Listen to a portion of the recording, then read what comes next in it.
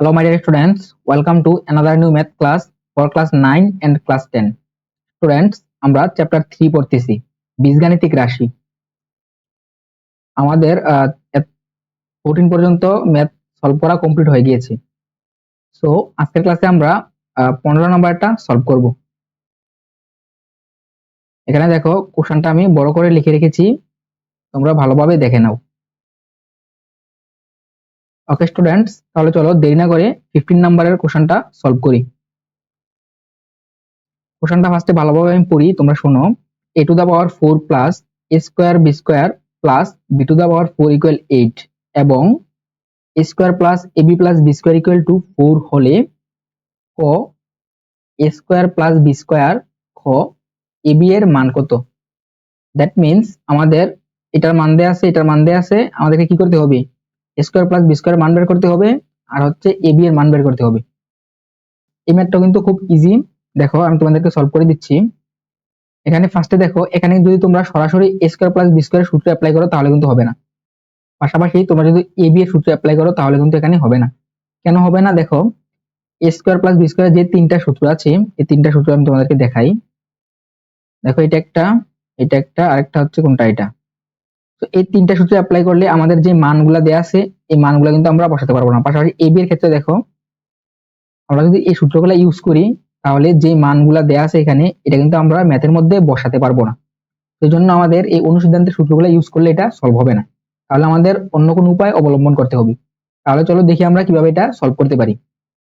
ওকে, তাহলে আমরা মূলত এটা থেকে এটার মান বের করবো। ওকে, মানে এই দিকটা আমরা লিখে এটাকে ক্যালকুলেশন করতে থাকবো, প্রসেস করতে থাকবো। পাশাপাশি এটাকে ব্যবহার করব, এই দুটা একসাথে ব্যবহার করে দুটাকে আমরা মূলত প্রসেস করব, ক্যালকুলেশন করব। প্রসেস করলে আমাদের এইটা আর এটা বেরিয়ে যাবে। ওকে, তাহলে চলো শুরু করি। এখানে দেওয়া আছে লিখে আমরা ফার্স্টে দুটো এখানে লিখেছি, দেখো দুটো আমরা এখানে লিখেছি। ওকে, লেখার পর এখন আমরা কি করব, এটাকে কি লিখতে পারি আমরা, মানে প্রথমটাকে a to the power 4 plus a square b square plus b to the power 4, এটাকে আমরা দেখো এভাবে ভেঙে লিখতে পারি, তাই না? কিভাবে আমরা ভেঙেছি? a টু দা পাওয়ার 4 কে আমরা এভাবে লিখতে পারি, a স্কয়ার তারপর উপরে স্কয়ার দিতে পারি, কারণ এটাকে ক্যালকুলেশন করলে কিন্তু আমাদের আগেরটা পাওয়া যায়। তারপর এখানে কি করলাম আমরা, এখানে তো just a square b square রয়েছে, তাই না? তো আমরা এখানে 2 স্কয়ার b স্কয়ার দিয়েছি। কেন দিয়েছি এটা একটু পরে বুঝতে পারবে। আর এটাকে আমরা এভাবে এভাবে ভেঙে লিখতে পারি, তাই না? b স্কয়ার উপরে স্কয়ার দিতে পারি। মূলত আমরা এখানে একটা সূত্রের ফরম্যাটে মিলিয়েছি। ওকে, a square plus 2ab plus b square, দেখো এদিকে কিন্তু একটা সূত্র হয়ে গিয়েছে, তাই না? যদি আমরা a স্কয়ার কে a ধরি আর b স্কয়ার কে b ধরি, তাহলে কিন্তু এখানে a square plus 2ab plus b square মানে a প্লাস b হোল স্কয়ারের সূত্র হয়ে গিয়েছে। তাহলে এখানে এটা কিভাবে আসলো? এটা হচ্ছে এখানে যে আমরা বেশি লিখেছি, দেখো এখানে ছিল একটা স্কয়ার b স্কয়ার, তাই না? আমরা এখানে কি দুইটা স্কয়ার b স্কয়ার লিখে ফেলেছি। এখানে যদি আমরা মাইনাস স্কয়ার b স্কয়ার দিয়ে দেই তাহলে কি হবে? তাহলে এই টোটালটাকে যদি আমরা ক্যালকুলেশন করি তাহলে আমরা এটা পাবো, তাই না? তো আমরা ম্যাথের ক্ষেত্রে এমন ভাবে লিখতে হবে। তুমি কিছু চাইলে আমরা যে এখানে মন চাইলেও আমরা প্লাস এক্স ওয়াই দিয়ে দিলাম তাহলে কিন্তু হবে না, কারণ এটাকে ক্যালকুলেশন করে কি আমাদের আবার এটা পেতে হবে, এরকম ভাবে আমাদের লিখতে হয়। তো আমরা এটাকে ক্যালকুলেশন করলে কি আমরা এটা ফেরত পাই, তাই না? তো জন্য আমরা এটাকে এভাবে লিখতে পারি। তাহলে দেখো এরপরের লাইনে আমরা এই টোটালটাকে কি লিখবো, আমরা a plus b whole square লিখে দিব। তাহলে a plus b whole square লিখে দিলাম, আর এখানে a হচ্ছে স্কয়ার আর b হচ্ছে b স্কয়ার। লেখার পর এটা যা আছে আমরা তা রেখেছি, বাট কি করেছি, এই দুটার উপর যদি স্কয়ার রয়েছে আমরা ব্র্যাকেট দিয়ে একসাথে উপরে স্কয়ার দিয়ে দিয়েছি। ওকে, তারপর দেখো এই টোটালটাকে যদি এখন আমরা a ধরি আর এটাকে যদি আমরা b ধরি তাহলে এখানে কি হয়, a square minus b square হয়, তাই না? Square minus b square, a square minus b স্কয়ারের সূত্র কি, a plus b into a minus b। দেখো আমি সূত্রটা তোমাদেরকে দেখাই। দেখো সূত্র 3, স্কয়ার মাইনাস বি স্কয়ার কি a plus b into a minus b। তাহলে এখন এটা অ্যাপ্লাই করে দাও। এখানে a আমরা লিখবো, এখানে a লিখেছি plus b, okay, into a লিখেছি আমরা এখানে মাইনাস b, ওকে, মাইনাস তারপর কি এখানে b, ওকে দিয়েছি। দেওয়ার পর এখন দেখো আমরা জাস্ট একটু সাজিয়ে লিখবো এটাকে। ওকে, মানে স্কয়ার দিব ফার্স্টে, কারণ কি যে উপরে মানগুলো বসাবো এখন আমরা এর জন্য। তাহলে এখানে a স্কয়ার দিয়েছি, a b শেষে যদি আমরা মাঝখানে এনেছি, আর b স্কয়ার কে এখানে এখানে রেখেছি। এটার ক্ষেত্রে সেম, a স্কয়ার প্রথমে রেখে এটাকে এখানে এনেছি, এটাকে এখানে দিয়েছি। দেওয়ার পর এখন দেখো আমরা কি জানি, এটার মান আমাদের উপরে দেয়া আছে, তাই না? A square plus a b plus b square equal to 4 আমাদের দেওয়া আছে, সো আমরা এখানে 4 লিখেছি।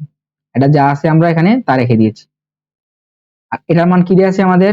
এটার মান দেওয়া আছে আমাদের 8, তাই না? তো আমরা এখানে 8 রেখে দিয়েছি। ওকে, এটার মানও আমরা এখানে বসিয়েছি। তাহলে এখন দেখো, আমরা just left hand side and right hand side এখন ঘুরাবো। ওকে, জাস্ট মনে মনে তোমরা সাপোজ ঘুরানোর পর এটা সাপোজ এই পাশে থাকবে, আর এটা কি, এটা এই পাশে শুধু ভাগ আকারে চলে যাবে, যেহেতু এই পাশে গুণ অবস্থায় রয়েছে, ওই পাশে এটা ভাগ হয়ে যাবে। ভাগ হলে 8 কে 4 দিয়ে ভাগ করলে কত হয়? 2 হয়, তাই না? দ্যাট মিনস এটার মান আমরা কি পেলাম? A square minus a b plus b স্কোয়ারের মান হচ্ছে 2। তাহলে এখন আমরা কি দেখো, এইটার এটা কিন্তু অলমোস্ট কাছাকাছি, তাই না? জাস্ট এখানে প্লাস মাইনাসের একটা ডিফারেন্স। তাহলে a square plus a b plus b square হচ্ছে 4, আর হচ্ছে a square minus a b plus b square হচ্ছে 2। এখন আমরা এই দুটা সাপোজ এটাকে আমরা 2 নং রাশি ধরলাম। ওকে, এটাকে যদি আমরা 1 নং রাশি ধরি, তাহলে এখন আমরা 1 নং ও 2 নং রাশি কি যোগ করে দিব। ওকে, অথবা লিখতে পারো এখন এটা এবং এটাকে কি যোগ করে পাই, মানে যোগ করে দিব আমরা। তাহলে দেখো আমরা এখানে যোগ করলাম, উপরে নিচে লিখেছি, লিখে যোগ করলে কি হয়? এখানে প্লাস এর স্কোয়ার, এখানে প্লাস এর স্কোয়ার, দুটা মিলে প্লাসের 2 স্কোয়ার হয়েছে। এটা একটা প্লাসের, এটা মাইনাসের, ওই দুটা বাদ। প্লাসের একটা বি স্কোয়ার, এখানে প্লাসের একটা বি স্কোয়ার, দ্যাট মিনস প্লাসের দুটা বি স্কোয়ার হবে। আর এখানে 4 আর 2 যোগ করলে 6 হয়। ওকে, তাহলে দেখো এই দুটা থেকে আমরা কি করতে পারি? আমরা 2 কমন নিতে পারি, নিলে কি থাকবে? স্কোয়ার প্লাস বি স্কোয়ার থাকবে, আর এই পাশে 6 যা আছে তা। তারপরে 2 এখানে গুণাকারে রয়েছে, আমরা কি ভাগ করে দিব ওই পাশে নিয়ে। তাহলে এটাকে এই পাশে যেমন আছে তেমন রেখেছি, রেখে আমরা এই 2 কে ভাগ করে দিয়েছি 6 এর সাথে। ভাগ করে দিলে আমরা স্কোয়ার প্লাস বি স্কোয়ারের মান কি পাবো? দেখো, এই ভাগ করলে 3 হয়, তাই না? তাহলে স্কোয়ার প্লাস বি স্কোয়ারের মান আমরা 3 পেয়েছি। তো স্টুডেন্টস, আই হোপ তোমরা এটা বুঝতে পেরেছো আমরা কিভাবে মূলত এটাকে সলভ করেছি। ওকে, কিভাবে স্কোয়ার প্লাস বি স্কোয়ারের মান নিয়ে এসেছি। আমরা এটাকে এভাবে কেন করলাম, এই মানটা নিয়ে কেন করলাম? কারণ সরাসরি যদি আমরা এটা সূত্র ইউজ করি, তাহলে আমরা এই মানগুলো বসাতে পারবো না, আমরা কি এটার মান খুঁজে পাবো না, মানে মান বের করতে পারবো না। এই জন্য আমরা এই প্রসিডিউরটা অ্যাপ্লাই করেছি।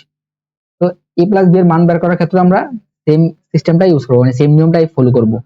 বাট তখন কিন্তু দেখো, যেহেতু আমরা এখন স্কোয়ার প্লাস বি স্কোয়ারের মান পেয়ে গেছি, আমাদের জন্য এটা প্লাস পয়েন্ট, তাই না? আমরা চাইলে এটা সলভ করার ক্ষেত্রে যদি কাজে লাগে, আমরা এটাকেও ইউজ করতে পারবো। ওকে, ওকে, তাহলে চলো এখন আমরা খ নাম্বারটা সলভ করি।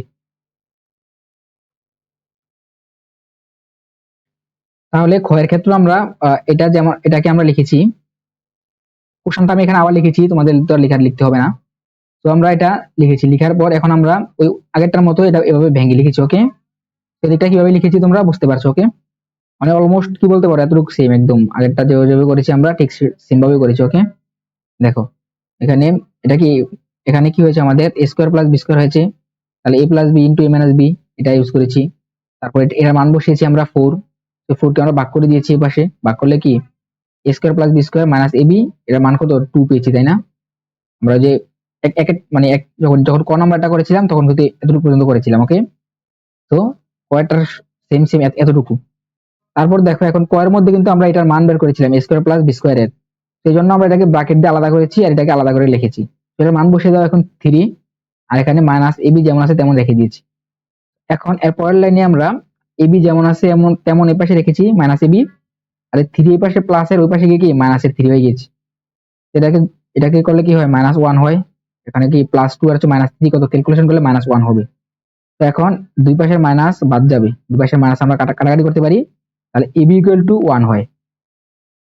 তাহলে আমরা এবি এর মান বের করতে পারলাম, তাই না? তো আমরা কি করলাম, এখন আমরা এটা সাহায্য নিয়েছি, নিয়ে আমরা এবি এর মান বের করেছি। তো স্টুডেন্টস, তোমরা এটাও আশা করি পুরোপুরি বুঝতে পেরেছো। এতটুকু পর্যন্ত কিন্তু সেম আগেরটার মতোই, সেম সেম দুটা। তো এটা তোমরা একটু দেখলে বুঝতে পারবে। ওকে, তাহলে আজকের ক্লাসটি এখানে শেষ করছি।